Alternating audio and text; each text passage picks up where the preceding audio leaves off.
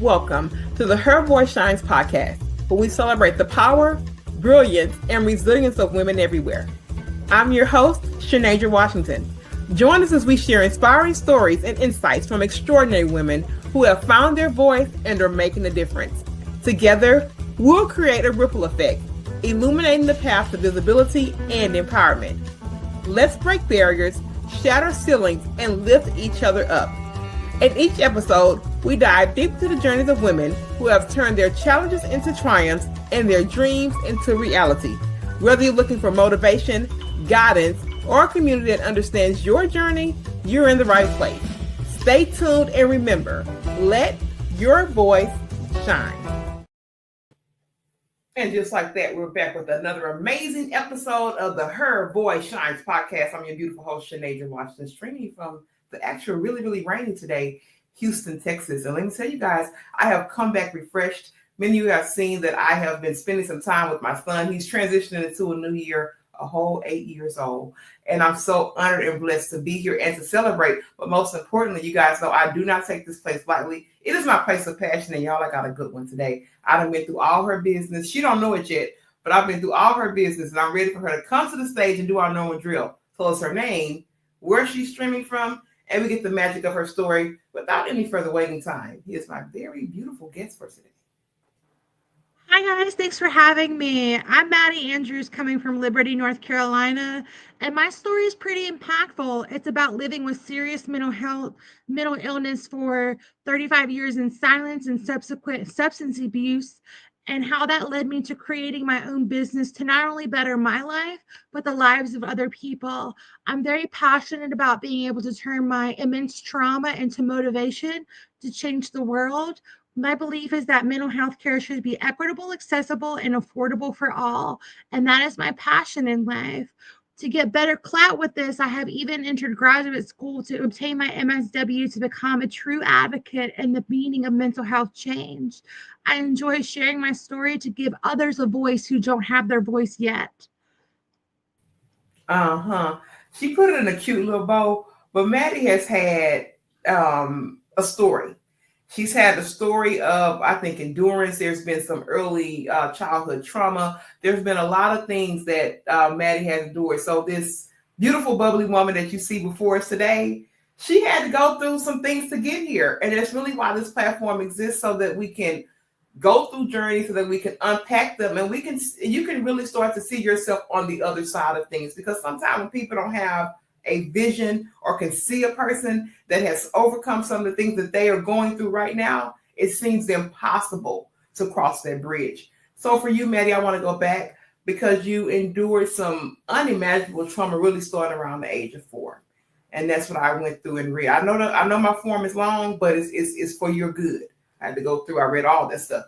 So she started to have some unimaginable trauma really around the age of 4. Tell me about silence, right? Silence is one of those things. It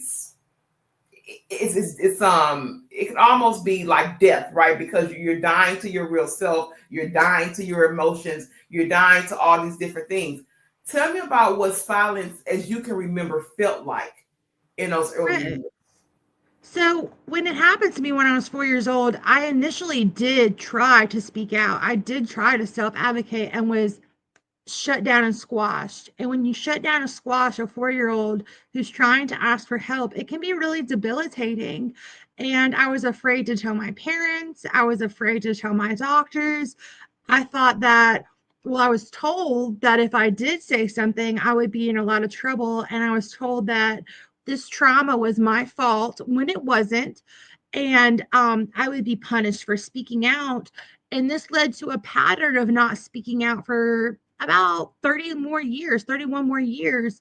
And that really led to a lot of suffering in my adult life. Sure. And I know that there was a point in high school where you started to kind of articulate these things. You started to really kind of bring it into a full story. And there's always periods in my life when I think back, I'm like, well, shoot, I was going through this. I wish somebody would have said or done this. What do you wish someone would have said and done in high school when you were first trying to articulate that story and bring that trauma to light? I wish somebody would have told me I wasn't alone. It truly took me until the age of 35 to find someone that could truly say, I understand and I get it. And walking that journey creates fear, creates isolation, and it can prolong your symptoms. And I just wish I had some kind of camaraderie, someone telling me I'm okay. Mm-hmm. Mm-hmm. Because even that listening ear of, you know what, you're not alone. I hear you. It speaks volumes. It helps to propel because if everyone around you doesn't understand, no one knows how to actively listen. You are left to bottle up these things and try to live, which I say that's not really life because you're not really living life because you're so suppressed with feelings, with sometimes even betrayal, with dismissal. There's so many things that you're battling with when you're alone.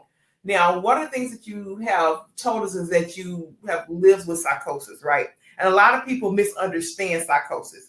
And even really doing this podcast, Maddie, I'm like, oh my gosh, I get to be my nerdy self because I get to talk with so many women about so many different things and I get real life experience. And this place has been reciprocal for me because I've gotten to learn so many things. I want you to describe to me living with psychosis and hallucinations. I know you talked about both of those. Tell me about living with those when you were isolated in your home. Because when you don't have someone, like you said in the previous question, that really truly understands you, and here you are, this child living with psychosis, hallucinations, and you were isolated.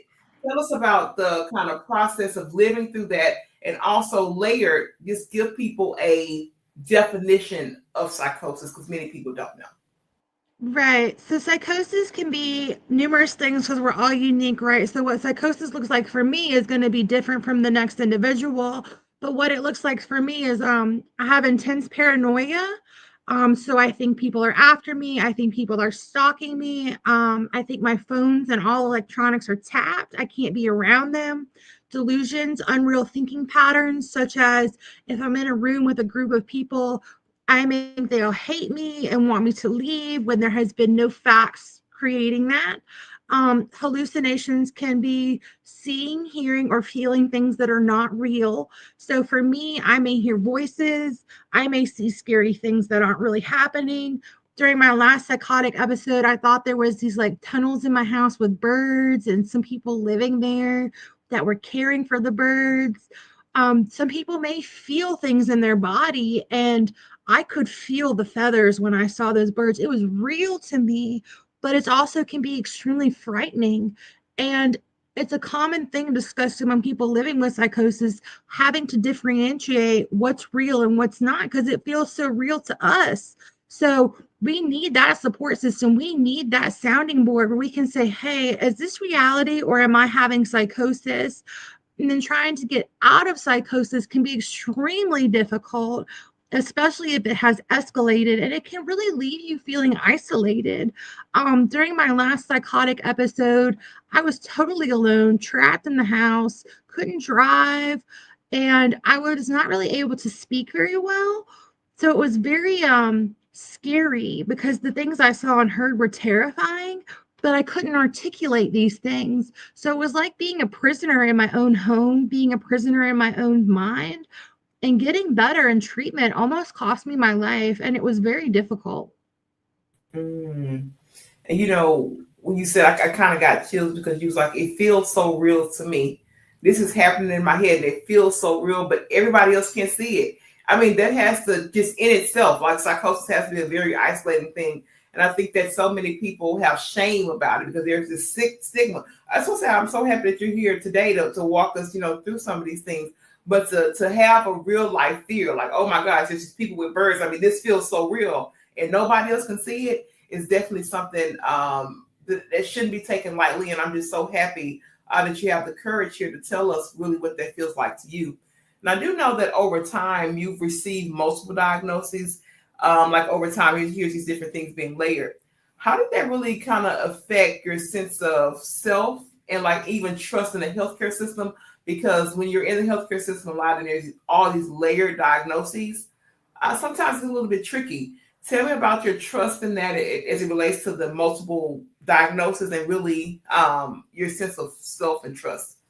Right. So my diagnosis changed 4 times in the span of like 20 years. And the last time it was changed to my final diagnosis, I was not told. I found out in a very roundabout way. A third party was reading my medical records and said, "Hey, tell me about the schizoaffective bipolar type." I'm like, "I don't know what that word means." They're like, "Well, you have it, you live with it." And it was shocking. And when I asked my doctor about it, the immediate conversation off the bat turned into, "Well, but you have this, it is what it is, and you shouldn't have children because of it." And it really created a lot of distrust for me that my own like situation isn't being discussed. Like I had no input on this. This was all based on observations. And that doctor further broke my trust later in life. And it took a lot of recovery time. And I wouldn't say that I mistrust doctors now, but I trust myself more. And I really am a strong advocator. So I will do my research. I know what works for me. And if I don't agree with what the doctor is saying, I will respectfully and persistently push. And if I think that another medical professional would be better suited, I'm not afraid to go find them either, because this is my life, this is my body, and this is my brain. I function, I work, I run a business, I go to school. It just so happens that I need supports to do so. So I'm going to advocate to the best of my ability to make sure I have those supports in place. You better stand up and advocate, Maddie. But you know, so many people they forget that advocacy. That people think advocacy. Oh, I'm standing on the stage. I'm protesting. Advocacy starts right with you in your home and in places. And I do know that not as it relates to mental health or in that field. But my grandfather, he's had a series of different things. He's 80, probably 81. So he's had a series of health issues at this later part of his life. And that advocacy piece has been so important for me because I am asking the questions like, no, you just put him on this medication. Like, why are we doing this? Explain to me why you are raising the dosage. So having these conversations, even though sometimes they're uncomfortable, like you said, I trust in me more. I trust in my body. I trust in my knowing of him in his situation. I trust in that more than you just telling me this is how it's going to go. So those of you who are out there who find yourselves, having to be in the medical field, whether it's with you, your child, your mother, your loved one, use your voice. Ask the questions. This is your life and your care. You have the power to, number one, be educated, and number two, feel comfortable that you are getting the best treatment plan designed for you. So use those voices. Thank you for saying that, Maddie. But that also too kind of leads me into like medication, right? I want you to tell me what people need to understand about being over medicated and the consequences of that. Because there was a part in some of the things that I read that you kind of talked about the medication piece. Talk to me about that, because a lot of times, and I'm even seeing that the first thing is like, oh, slap some medicine on it, slap some more medicine on it, slap another layer of medicine. And then before you know it, you got 10 vials of pills. And you like, okay, what is all this really for? So talk to me from your angle of over medication. Definitely, yeah. So, my initial hospitalization when I was 19 years old led to the diagnosis of bipolar 1 disorder.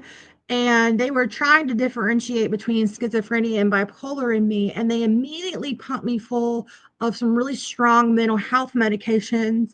And I was there for a week and I couldn't put my pants on afterwards, and food is regulated there.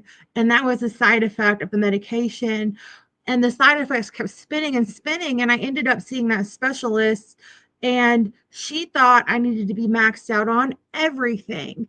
I was highly over medicated, and every time I went I felt like I was getting on another medication. My muscles would seize from this, so I had to go on a muscle relaxer. My thyroid was killed from the lithium, so I had to go on something for that. I think by like 2023, I was on 10 to 15 medications, probably maxed out on most of them. And it really inhibited me from feeling emotions, being motivated. It left me feeling extremely suicidal. I was 420 pounds from the medication. My vision was great before. I had no problem with my vision. My hair fell out, like endless amounts. And when she introduced a new medication in 2023, I thought, what's one more? It just so happened that I responded extremely well to this one, so well that she reduced my other medications. But like I said, I live what was called schizoaffective bipolar type. So you have to treat mania, depression, and psychosis. But she reduced my mania medication. And pretty quickly there, I became manic and didn't realize it. And when I become manic personally, I enter a severe psychotic state. So about 4 months after changing my meds up, not only was I extremely manic, but I was extremely psychotic. And her initial reaction was to pump me full of multiple sedatives. I'm an addict. I can't take multiple sedatives, but she did it anyways without even telling me what she was giving me. I just picked up these from the pharmacy. And then when that didn't work, she increased one of my medications called lithium. But one of the qualifications for lithium is you have to obtain blood work because it's a heavy metal.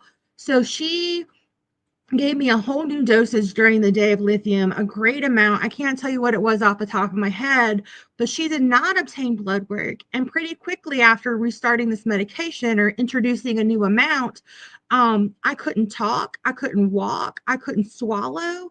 I struggled to breathe. I was in diapers. I was dying.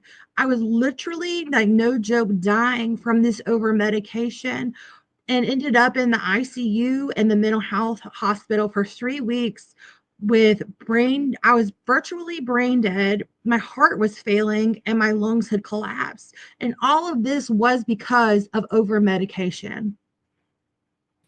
Mm.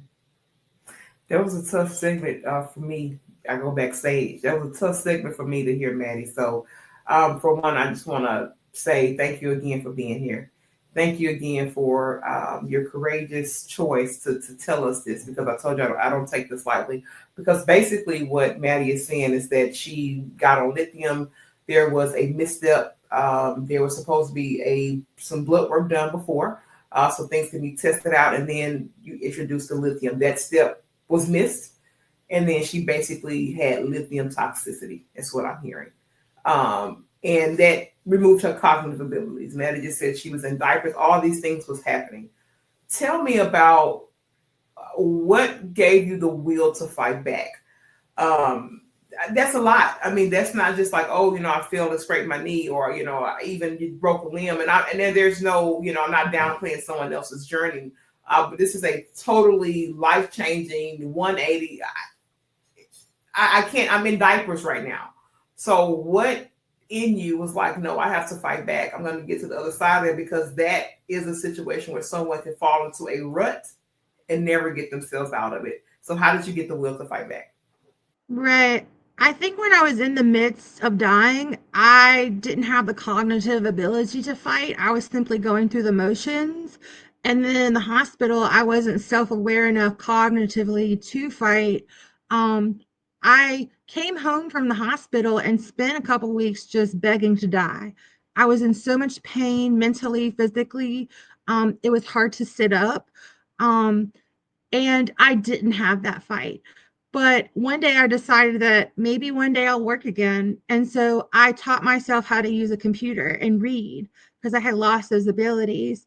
And I have amnesia from 2023 because of the brain injury from the lithium. And I had no idea what I had been through. And nobody understood that I had amnesia. So it wasn't explained to me. So when I learned to read the computer again, I said, well, let's read my medical records. And it was chart after chart, constant EKGs, CT scans, EEGs. And I didn't know how to analyze all of this. So I got some help. And when it was explained to me that you cheated death and that you need recovery help, a fire burned in my belly. I had spent so many years of my life feeling like death was the only answer for me. But this all changed here. And I got up and walked for 30 seconds. That's all I could do. But I knew I had to heal my heart and my lungs. And then I couldn't talk very well, but I got on the phone and begged for help. I found resources. I found supports. They were far away from me, so I had to relearn how to drive before I could get there. But I had the urge to live, and I had been in therapy for many years, and I always left it in the therapy office, you know what I mean? But this time when I went to the day treatment program or therapy or a resource, I brought it home with me, and I absorbed the skills, I absorbed the resources and applied them to my life 24/7. And along the way, I decided that being coached to be silent my entire life was wrong. And I started speaking out. I shared with people with the hopes of letting someone know they're not alone, letting someone know that they can beat this.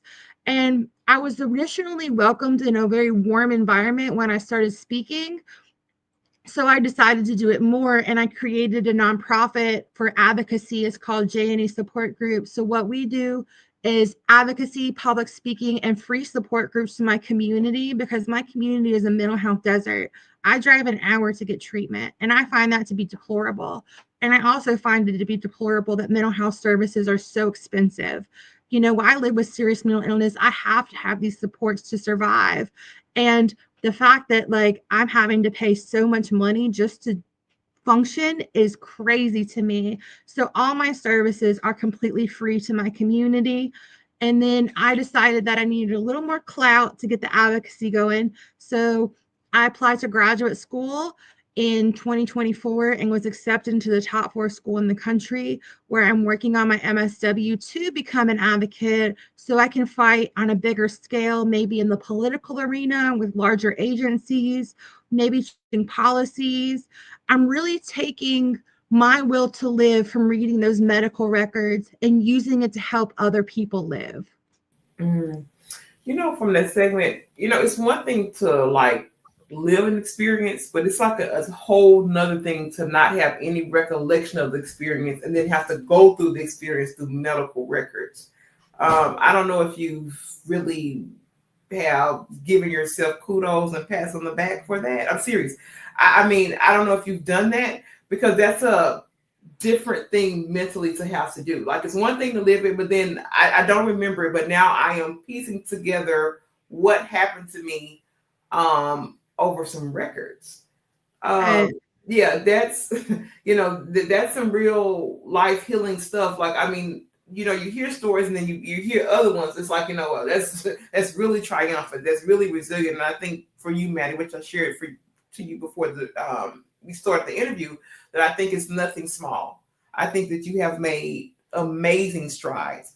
I think that the work that you're doing is so important. And the other part of the segment that really stood out is the cost of these services, is the accessibility, because the reality is mental health crises are happening every second. I actually, this was back maybe, it's probably been about 6 weeks now, and I shared on social media. I had a scare in a grocery store, a local grocery store, probably about 5 minutes from my home, where this guy in the grocery store, he literally started to beat himself until he turned bloody. He started to violently, started almost attacking customers and, putting things off the shelves and all this kind of things. Long story short, he was in the middle of a mental health crisis. So what I said to say this is that it's all around us. It's not something that needs to be taboo. It's not something that people need to brush under the rug, like, oh, it couldn't happen to me. I mean, with the state of the world, people are maybe one situation from a mental health crisis, or one bad affliction away. So having to be more accessible is something I think that more people should take seriously, because the state of mental health, especially in this country right now, is really hanging on by a thread. So again, great strides for that. Let me go here, because now listening to you and kind of unpacking some of the things that you've gone through, I know that you've also experienced profound loss, including your father's death and your mother's suicide. And that's very heavy. Tell me about maybe how those moments shaped your mission, and also your view of grief. Yeah, so I lost my father when I had just turned 24 years old in 2012. I was at school. I had gotten back into school, and I got a call that he was rushed into emergency surgery. He was placed on life support afterwards. It was a roller coaster. One day he's going to get better, one day he's not. And we ended up having to take him off the life support. And my mother had just had major surgery a couple days before. She was declining mentally and physically. My uncle, her brother, had just died by suicide a couple days before. So the family was full of trauma. And before my father's passing, I was very dependent on my parents because of my mental health. They made all my decisions, controlled my finances. But with my father's passing, it was a huge role reversal because I had to be that for my mom. So I had to not only fight my mom for my independence, but then step in for her in a role she really didn't want me to have to step in, while trying to process the grief of losing my father, which was very traumatic. He was my hero. He was one of my biggest support systems. And it was a odd path. But then in 2019, I had been caring for my mom all this time. She had undergone another surgery and it didn't go well. She was actually in a recovery center, and I was getting ready for work. It was about 6 in the morning, and I got a phone call that they were doing CPR. She was in a puddle of blood. I panicked. And so I was an hour from me to her. So I jumped in the car, and not 2 minutes down the road, they called me and said, "Oh, yeah, she killed herself. She's dead." Not maybe quite like that, but to that, like something like that. And I knew she felt suicidal in the past. I knew she was unhappy, but it was a gut punch. So I had to drive there and talk to the police and get her stuff. It was a fiasco. And because of my mental health medications at that time, I wasn't able to process emotions. So with my dad, I couldn't stop crying and feeling grief. But with my mom, I couldn't shed a tear. And I thought I was broken. So I went and got therapy for it while trying to be this pillar in my family. I was trying to support my brother. I was trying to plan funerals for both my parents, trying to go to school, trying to work, while trying to process grief as someone who is emotionally stunted because of their own mental health. And while it was a hard road, I do think it enabled me to grow up a little bit. Like when my dad died, I was pretty immature and relying on my parents a lot. But with losing him, I was forced to bucket up buttercup and figure this adulting thing out. And then when I lost my mom, she was my biggest advocate with my mental health care. Again, forced to bucket up buttercup. You better learn to self advocate because now you don't have that safety net. So while it was sad, it was also a point of growth for me.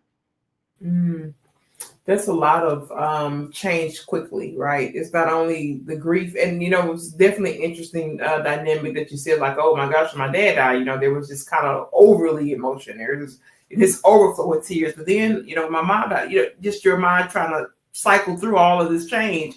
Then, there's not as much emotion, but I'm still trying to go through the motions of taking care of brother, doing all these kind of things. So, it's one of those things, like you really wish you had the words to say, but you don't really have the words to say. You almost just kind of have to let the thing just play out and just taking it. I would, a lot of people say day by day. I say no, second by second, minute by minute. A day is far too long. Like I'm in my period now where I typically say like, okay, second by second, minute by minute, because a full day for Shanasia could be a lot of different. It could be a lot of different tasks, it could be a lot of different emotions, it could be a lot of different forms of self-reflection. But I think for you, I think that was like, hyper activated really, really during that time. So to get through that and have your own mental health crisis and your own mental health battles is really something that I have said over and over again. It proves nothing but resilience, and that the fact that really, Maddie Andrews, you are truly a miracle. Let me go here because I know that you are married. And what role does your husband kind of help in your healing? And what does it look like to really support someone that has mental illness? Because there are people out there with mental illness, maybe thinking maybe will never find love, and how is someone going to love me in this condition? Can you talk to us around your husband and your mental health journey? Today, my husband is my biggest supporter, my biggest cheerleader, but it was a journey to get there. So when I met him, he had no experience with mental health, no education, no knowledge. And I was kind of like in this zone where I'm just going to take care of myself and not talk about it. And like I would have a crisis and he would try to help, but I didn't lean on him very much. So after my mom died, I told him, I'm like, you have to figure this out. You have to be my support team, because if I'm ever in crisis, I'm going to need you. And he kind of brushed it off initially, but in 2023, when I was dying, he was forced to be my caretaker 24/7. We spent every waking moment together. He did my meds, my doctor's appointments, he cooked, he cleaned, everything. And it was a hard situation because he processed his emotions at that time as anger. So he was anxious, he was grieving, he was processing a lot, but towards me, it came out as anger, and it created a lot of conflict and almost broke our marriage. But what we learned along the way as I recovered is marriage takes communication, right? I had to educate him. I have to use my voice and I have to share what's going on. And when he responds in a way that doesn't work for me, we have to sit down and talk about it and use our I feel, I need statements. I feel manic. I need this from you. This is how I need you to support me. Love is possible when you live with mental illness. It's very possible. You just have to find a partner who's willing to compromise and listen and educate themselves. I tell all the people I meet that education is the biggest part of making a marriage successful. Um, I'm not saying you need to go on a first date and share all your details by any means, but if it's becoming a long-standing thing, you have to be honest up front and educate your partner about your needs. That communication is key, and for you guys to still be so fairly young, to go through the whole thing of caregiving medication that's not really typically a part of someone's life until closer to older age or whatever, just typically. So to go through those kind of tests of time with each other, and I mean, this guy was fully taking care of you, medication and all. I mean, no cognitive abilities. I mean, it's life-changing and it's life-altering. And I'm pretty sure there were so many transformations within him and becoming a caregiver that, he probably can't even fully put into words. And the other thing about that is that we get mentally tired, we get mentally fatigued, and maybe it was projected as anger. But then again, look at all the extra tasks and stuff that he's had to take on, just to kind of exist. So, and kind of seeing the dynamics even in my family shift around, having to caregive and different things, and people are getting tired. We have all kind of stuff, dogs, kids. This is a real life show, not a so it's fine. Yeah, you're totally fine. But in those shifts, it is important that we have that communication and say, hey, this is a little bit hard. This is tough. I'm trying to process it. Give me a kind of moment to come back and feel. And I'm actually working through that myself with understanding the added responsibility and just where I am in the tides of life. So that communication is definitely going to be key. Whether it's a husband, wife relationship, mother, daughter, whatever it looks like, that communication is definitely key. Now, you already told us about the J&E support group. Excuse me. You gave us kind of a high level of what it does. I want you to tell me again just a little bit the top overarching goal of J&E support group, so that we have a clean segment for that. And I want you to also give us some connection points where we can connect with Maddie, maybe the website for J&E support group. And then the second thing behind that, I want you to tell me some meaningful moments of connection through your peer support work. Gotcha. So my organization is called J&E Support Group. It is a nonprofit with the mission of mental health, education awareness, and community support. What we do is offer free support groups virtually and in person for different segments of mental health. We also offer peer support work as well as public speaking engagements to spread education and hope. I partner with a different organization that's a therapist to also offer trainings to organizations on mental health equity in the workplace. J&E is an important factor because there's not a lot of services in our area. It can be found at www.jesupport.org. Our Facebook is J&E support group. We can also be found on Instagram, YouTube, and TikTok. If you need mental health supports and you don't know where to reach somebody, even if I'm not in your area, I can help you navigate those systems, which goes into my work as a peer support specialist. But a peer support specialist is someone who helps navigate systems, inspire, use lived experience to provide hope. It's an extension of therapy in a way. And some of the most meaningful work I've done in peer support is be able to help people understand when they're in crisis, reach out to their doctors, and prevent it becoming full blown. I'm able to make huge, meaningful relationships with people I truly care about and enable them to find recovery or stay in recovery or change their lives. We have weekly meetings with peer support work, and watching the evolution of the people who come from needing immediate help in crisis to living a fulfilling life and building that bond together and watching that journey keeps me going. It really keeps me going. I don't get paid to do J&E. It's all a work of love. I do it because I live for other people finding recovery. I do it because this is close to my heart. I want other people to walk the path that I walk. It's very, very, very important to me. Mm. And we thank you so much for your service. It's such good heart and health work. There's a good combination of that. And I really think that your lived experience speaks for the work that you do, because you have not saying that someone who hasn't lived it can't make, meaningful impact, but because your life scars are speaking through your work, I think that it will create a ripple effect. And I just want to thank you for what you're doing, because I think it's amazing. And also too, especially in places that, are kind of remote, right? Where they don't have the, they don't have the place like, I'm in Houston, we're a mega city. So, we have a lot of different options, but for people who are not in a mega city like Houston, Texas, it's harder. It gets even harder for them to access that. So thank you for using your voice. Let me ask you this question, because I want this really to be a really good clip here, because I want you to respond to someone who may be resistant, especially from those who do not understand mental illness. I want you to give them a response that mental illness, they may be saying mental illness is not real. They don't need all this stuff. What is all this about? Just go do X, Y, and Z. I want you to respond to someone who just does not get it. Yeah, so I've encountered people who don't believe in mental illness or tell me just to grow up. I was told that the other day on social media. And my immediate response to them is mental illness wasn't my choice. I was born this way. It just so happens that I need extra supports to walk through life. I run a business, go to school, work full time. I'm married. I run a household. I pay taxes. I'm a functioning member of society. It just means that I need extra supports to get there. I require medication therapy and holistic care.